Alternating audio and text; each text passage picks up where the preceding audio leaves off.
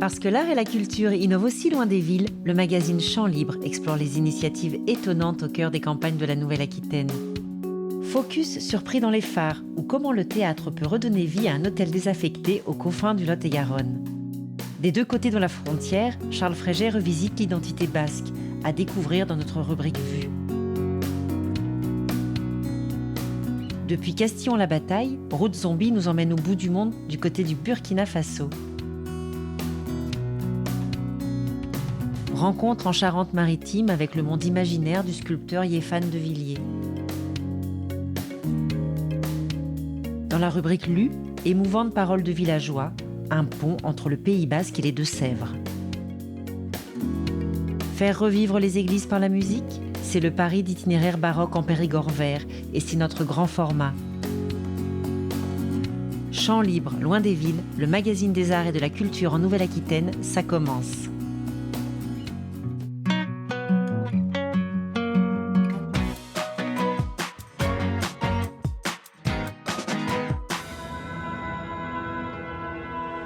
Sous l'impulsion de Laurette Tessier, s'est créé à Gavaudan, en Lot-et-Garonne, un étonnant collectif d'artistes. Jeunes et libres, ils créent tous les étés un spectacle éphémère dans des lieux atypiques. Pris dans les phares, ou l'art de surprendre en pleine campagne. C'est parti d'un groupe de copines, en fait. C'est parti, bien sûr, de la volonté de Laurette de créer un collectif, de revenir en milieu rural, de revenir dans ses terres, de créer dans ses terres et de faire de la recherche. Laurette Cressier, alors je n'ai aucune idée, mais qui viendrait peut-être de Suède et qui organiserait effectivement cet événement un peu tous les ans. Pris dans les phares, c'est une aventure humaine. J'ai eu envie de réunir ces gens pour faire de la recherche artistique sur qu'est-ce que l'art vivant aujourd'hui, pourquoi on en fait et où on en fait. Et la réponse au où a été très claire assez vite, c'est où partout, mais pas dans des lieux dédiés à l'art vivant, donc pas dans des théâtres. Place de départ, vous devez, je vous le rappelle, avoir peur lorsque le monstre sort. Vous courez dans tous les sens, vous devez jouer la peur. Si certains veulent sauter dans le lac, ils peuvent. On investit des lieux atypiques pour y créer des spectacles uniques. C'est-à-dire que les lieux qu'on investit, on y crée un spectacle et le spectacle disparaît avec nous. Ce spectacle ne sera jamais rejoué ailleurs. Donc en fait, on crée des spectacles éphémères, quelque chose qui existe un temps et qui disparaît. Après avoir investi des lieux grandioses en pleine nature, le collectif a choisi cette année un hôtel-restaurant désaffecté depuis bientôt 20 ans.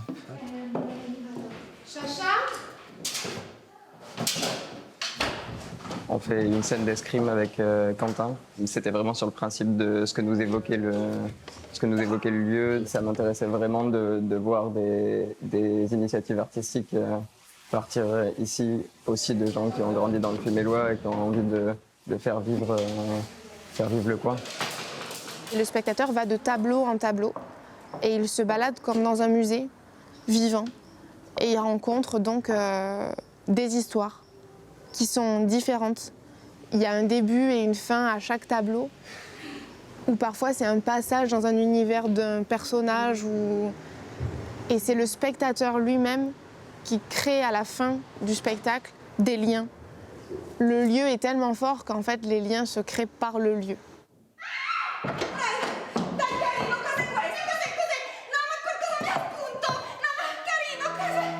En fait, je suis avec mes copains et je m'amuse à créer des trucs avec eux. Tout d'un coup, c'est un espace de création aussi. Je deviens acteur, mais je ne suis pas qu'acteur, je suis créateur aussi de ce que je vais proposer. Comme un enfant, en fait. C'est trop bien. C'est assez génial. Cette année, une jeune équipe de cinéma a décidé de réaliser un documentaire sur l'aventure de Pris dans les phares. C'est assez chouette en l'espace de quelques minutes de croiser un cosmonaute, un mafieux, une famille hitchcockienne, un combat d'épée, une femme dans sa baignoire, un auteur, un manque d'inspiration. Enfin, moi, c'est ce foisonnement-là que je trouve très beau. Ce que j'aime aussi chez Pris dans les phares, et ce qui va peut-être diriger vers eux, c'est l'aspect cinématographique. C'est un vrai plaisir pour moi de découvrir ce processus de création. J'ai pas pu m'empêcher de mettre un peu de fiction quand même dans le documentaire, parce que je trouvais qu'il questionne vachement, dans Pris dans les phares, la frontière entre la réalité et l'imaginaire. Et du coup, c'est ce que je voulais faire aussi dans ce documentaire qui fait aussi appel à l'étrangeté.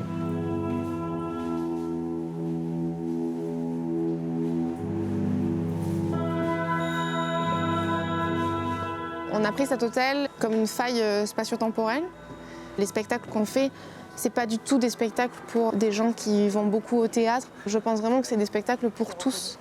Nous avons fait le choix de limiter la jauge de spectateurs à 15 personnes, sachant qu'il y a 11 acteurs. Donc il y a un rapport spectateur-acteur qui est intéressant, je pense. Mais du coup, ce qui en ressort, c'est toujours important pour nous et ça nous construit, quoi. On se construit avec Pris dans les phares. Bonjour. Bien entré. Venez vous mettre au frais. Il fait chaud, hein. Il fait chaud. Bonjour, salut, comment tu vas? Et toi?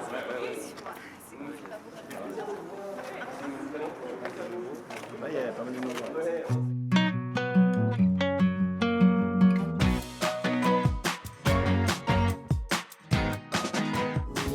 Avec la rubrique Vue, découvrez l'univers d'un photographe. Les masques, les silhouettes, les costumes, les uniformes, Charles Fréget les connaît bien, lui qui s'est rendu célèbre en sillonnant le monde pour en ramener des clichés aussi puissants qu'inattendus.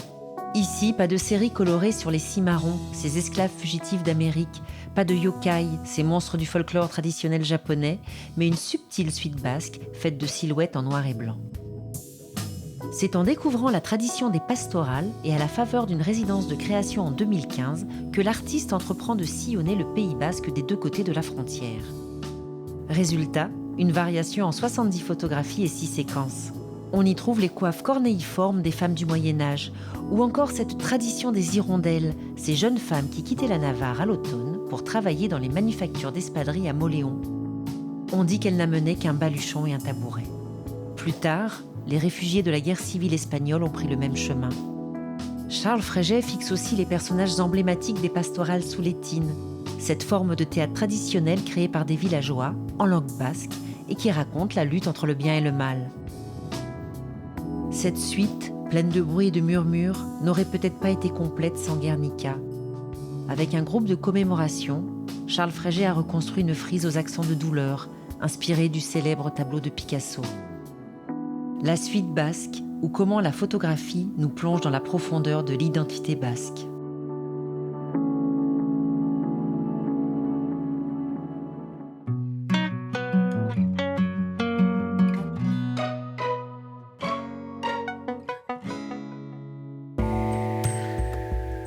Depuis Castillon-la-Bataille, connexion immédiate avec le Burkina Faso en compagnie de Route Zombie. Nous avons monté une collaboration avec Art Melody, car je suis un admirateur de ce qu'il fait à la base comme rappeur. C'est un rappeur du Burkina Faso qui habite à Ouagadougou, qui est aussi agriculteur et qui vient souvent dans la région de Bordeaux pour venir chanter, s'exprimer, rapper. La musique que nous avons produite s'appelle Yen Bokan. Ça veut dire boucher les trous, c'est en moré, c'est une langue parlée par les Mossi. Il parle de la corruption qui se passe en Afrique. Et en fait, il fait un parallèle entre les trous qu'il y a dans la sécurité sociale, les trous sur les routes, les nids de poules, les trous dans les passoires des mamans, etc. Donc c'est un texte un petit peu humoristique et décalé pour parler d'un sujet grave en Afrique. J'aime l'Afrique et j'aime aussi ce que ça représente. Et c'est aussi un moyen de faire entendre sa langue en France et de diffuser sa culture. De travailler avec des artistes du monde entier, en tout cas ça s'est fait vraiment super naturellement, ça a été une très bonne connexion, on a passé une très bonne journée ensemble et le contact s'est fait super facilement. On a décidé de faire assis dans un bus car on trouvait ça marrant, on n'avait pas forcément la place pour le faire chez nous et qu'en même temps c'est pas mal insonorisé un bus parce que c'est désolidarisé du sol. Et du coup, au niveau du son et l'acoustique, c'était quand même assez marrant, atypique et que ça nous parlait parce qu'on avait aussi toujours rêvé de voyager en bus. Alors vu qu'on ne voyage pas en bus, on fait de la musique dans le bus, ce qui nous permet de voyager de l'intérieur.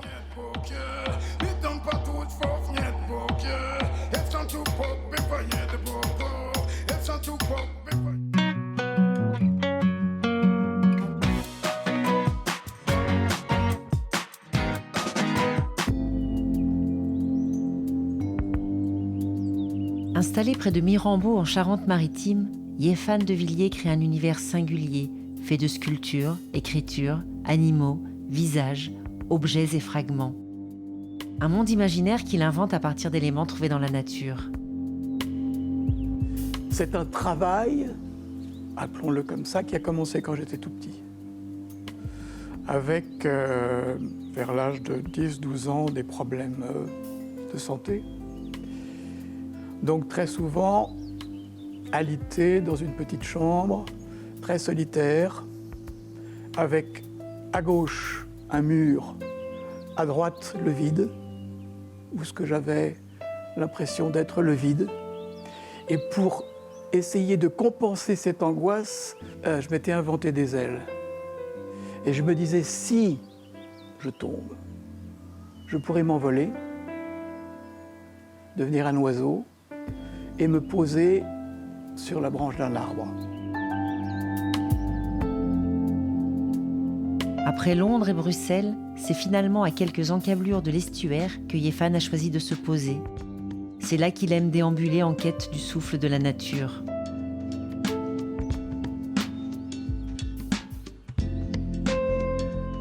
Cette Gironde qui est à 2 pas d'ici, où je traverse les marais, là aussi les quantités d'oiseaux, et je suis là, seul, marchant presque tous les jours à la rencontre de ces objets qui sont peut-être eux à m'appeler. C'est peut-être eux qui me disent « prends-moi, j'ai envie de revenir et de continuer une certaine forme d'existence ».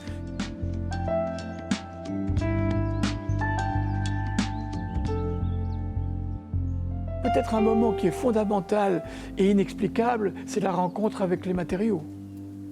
Qu'est-ce qui fait que ce petit fragment d'arbre va être ramassé, rapporté, parfois il peut attendre des mois ou des semaines, très longtemps dans l'atelier avant d'être utilisé, et puis ça se fait. Dans la civilisation de Yéfan, il y a des silhouettes oblongues, serrées les unes contre les autres, mais aussi des formes arrondies, comme ici, avec cet ours de métal chevauché par un ange.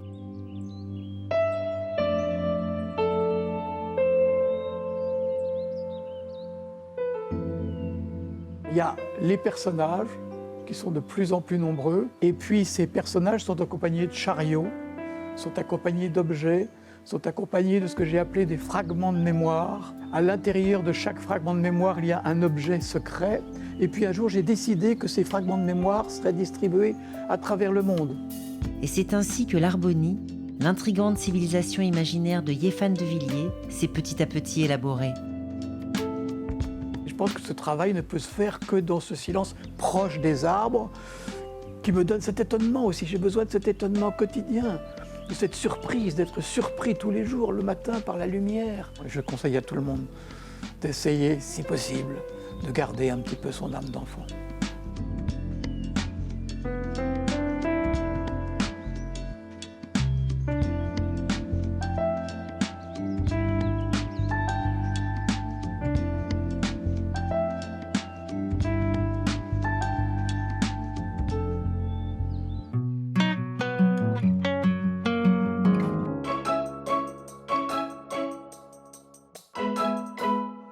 Nous, les Décévriens, nous partons.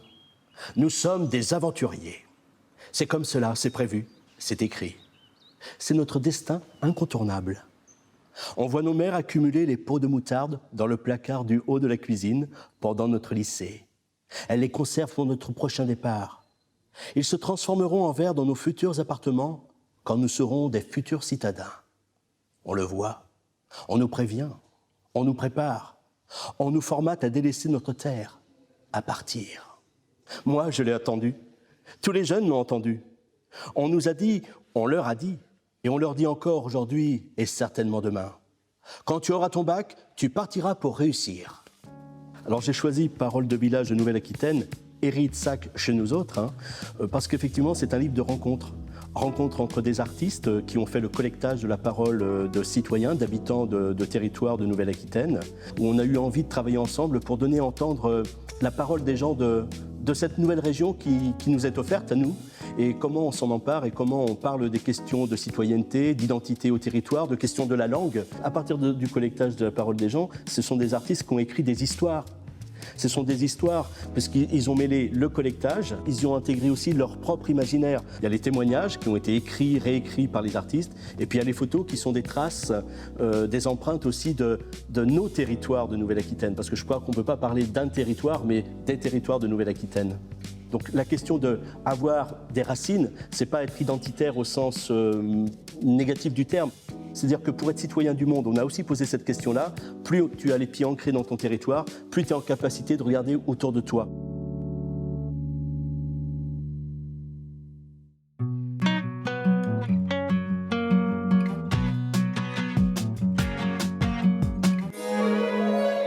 Si la musique baroque résonne dans les vallons de Dordogne, on le doit d'abord à un Néerlandais. Organiste, claveciniste, chef prestigieux, Ton Koopman a choisi le Périgord vert pour imaginer un festival qui lui ressemble, exigeant et attachant. Itinéraire baroque en Périgord, ou comment ouvrir grandes les portes d'églises oubliées pour y faire entendre le meilleur de la musique baroque. Ton, il est arrivé dans notre région, j'allais dire comme n'importe quel Hollandais ou Anglais qui vient s'installer ici. Il a été subjugué par ce patrimoine, ce petit patrimoine que nous avions. Mon Dieu, il a de très belles églises, pourquoi on ne fait pas quelque chose? Et j'ai pensé, ok, je fais un itinéraire baroque ici comme cadeau pour dire merci Dordogne que je peux vivre ici.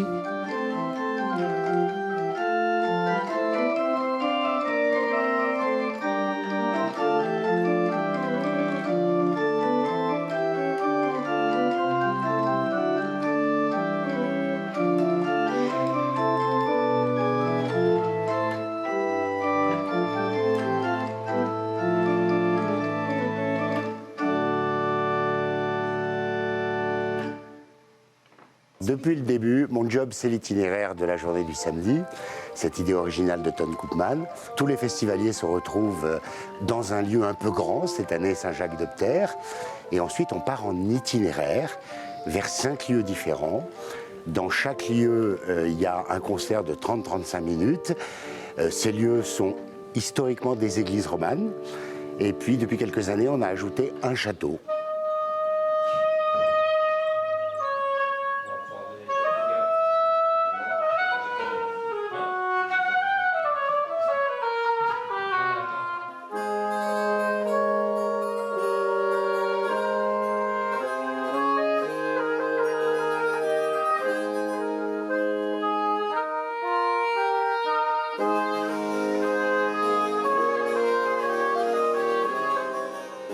C'est à la fois un parcours d'initiation ou de dégustation. Initiation pour ceux qui ne connaissent pas. Si ça ne leur plaît pas, finalement, c'est pas trop long, donc ça va. Et dégustation, pour ceux qui connaissent bien, donc ils prennent vraiment l'excellence à chaque étape.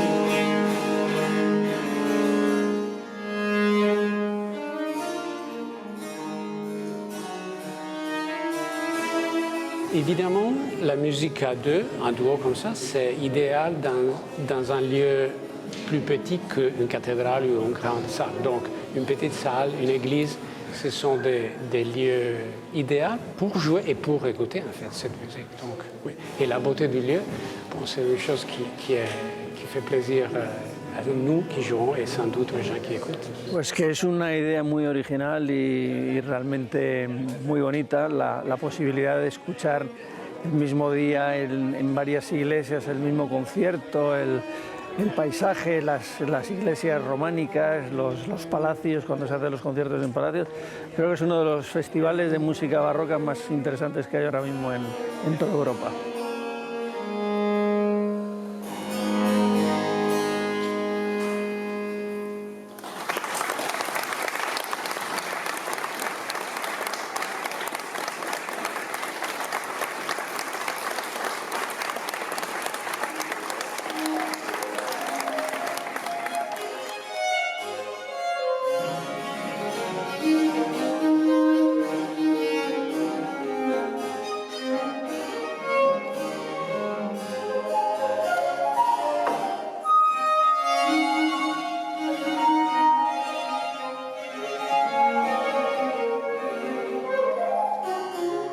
finalement, il est assez rare qu'on ait 5 fois la possibilité de jouer dans la même journée et de se renouveler. Alors, non seulement on renouvelle le public, mais en plus on renouvelle aussi la manière dont on va jouer les œuvres. On varie les tempi peuvent varier en fonction du moment de la journée, de ce qu'on ressent, de l'humeur. Et puis aussi les nuances, enfin des choses qui ne sont pas forcément écrites, pas fixées dans le marbre, parce que la musique baroque a cette capacité aussi de se développer, elle se meut en permanence.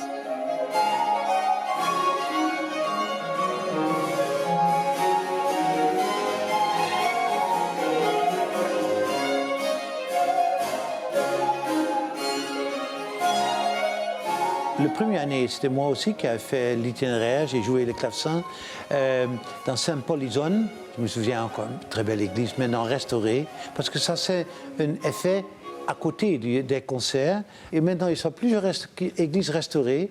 Et je ne dis pas c'est grâce à nous, mais en tout cas, on a aidé un tout petit peu pour ça.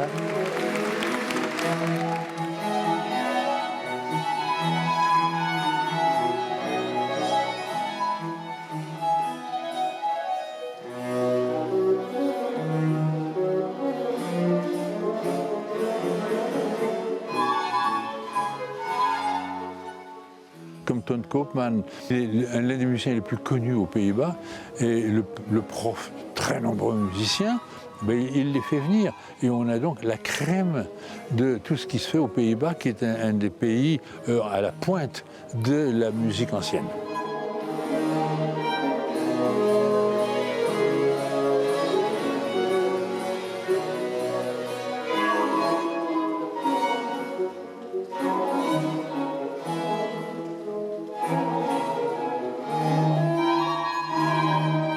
Ce bassoniste, quand le basson se fait mais il nous a montré qu'il peut faire de la musique élégante, vivante, émouvante aussi.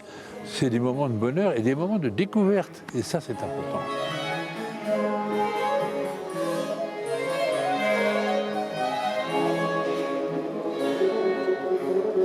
Alberto, qui fait les pièces de théâtre ce soir autour de Marais-Marais, c'est un de mes grands amis depuis 45 ans. Bien avant moi, il a été dit la viole de gambe doit être maintenue entre les genoux de telle sorte que même sans la soutenir avec la main, elle ne tombe pas. Et que l'archer puisse jouer sans que les genoux ne l'empêchent.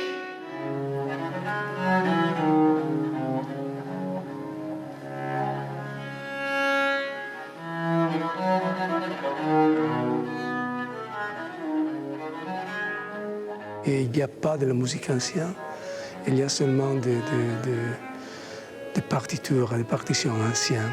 Et la musique est toujours contemporaine. Elle existe seulement si on la joue. Autrefois, elle n'existe pas. La musique sur la carte, c'est rien du tout. Il faut la jouer.